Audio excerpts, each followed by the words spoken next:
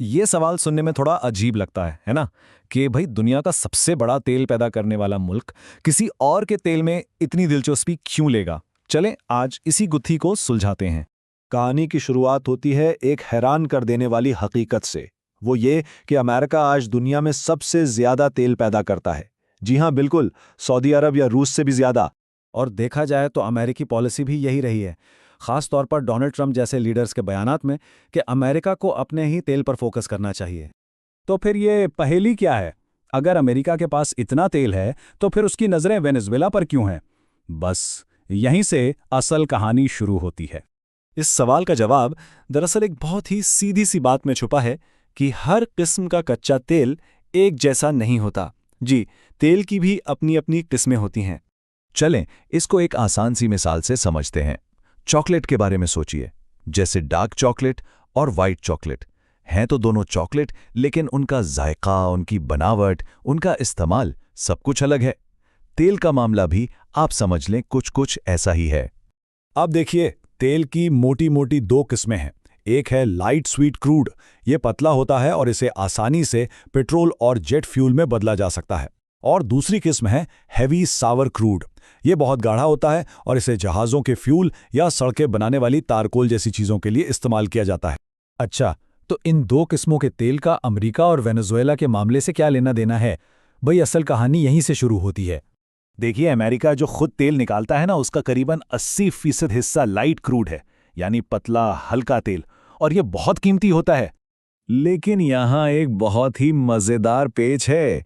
America की ज्यादातर oil refineries यानी तेल साफ करने के कारखाने इस हल्के तेल के लिए नहीं, बल्कि भारी गाढ़े तेल को प्रोसेस करने के लिए बनाए गए थे।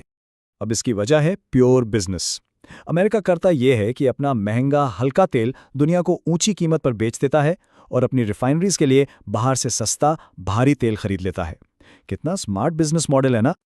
और ये जो सस्ता भारी तेल है, इसका एक सबसे बड़ा सोर्स हमेशा से कौन रहा है? जी हाँ, वेनेजुएला। और यहीं से शुरू होती है इन दोनों मुल्कों की एक लंबी और काफी पेचीदा कहानी।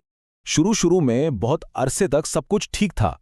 अमरीकी कंपनियों ने ही वेनेजुएला की ऑयल इंडस्ट्री को खड़ा करने में मदद की। यहां तक कि 1976 में जब वेनेजुएला ने अपनी ऑयल इंडस्ट्री को नेशनलाइज किया, यानी सरकारी कब्जे में लिया, तब भी अमेरिका उसका सबसे बड़ा खरीदार रहा। लेकिन 1999 में यूगो शावेज के आने से सब कुछ बदलना शुरू हो गया।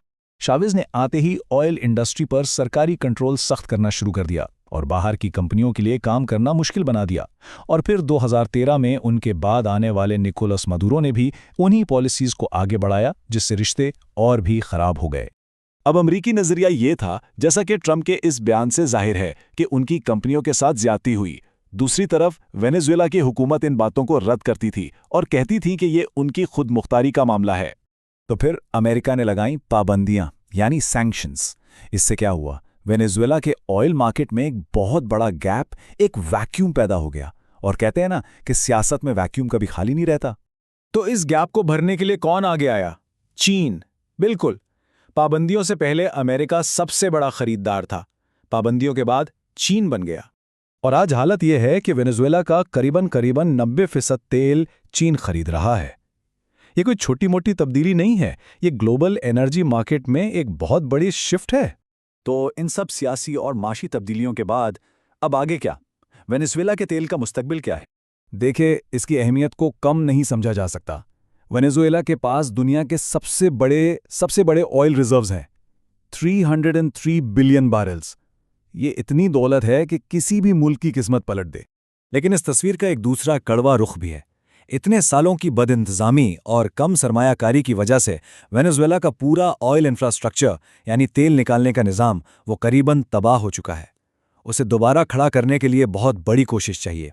माहिरीन के मुताबिक अगर कल को सब कुछ ठीक हो भी जाए तो भी वेनेजुएला को अपनी प्रोडक्शन वापस एक ठीक-ठाक लेवल पे लाने के लिए कम से कम 3 से 4 साल लगेंगे, और बिलियंस ऑफ डॉलर्स की इन्वेस्टमेंट अलग। फिर आखिर में आइए जरा एक बड़ी पिक्चर देखते हैं। ये एक हकीकत है कि दुनिया रिन्यूएबल्स यानी साफ तवानाई की तरफ जा रही है। लेकिन ये भी सच है कि तेल आज भी एक $multi-trillion इंडस्ट्री है जो मुल्कों की किस्मत बनाती और बिगाड़ती है। और यही बात हमें एक आखिरी और बहुत अहम सवाल पर लाकर छोड़ देती है कि इस तेजी से बदलती हुई दुनिया में तेल की ताकत और इस पर कंट्रोल आखिर कब तक कायम रहेगा। इस सवाल का जवाब ही आने वाले वक्त में आलमी ताकत के तवाज़ुन की शक्ल तय करेगा।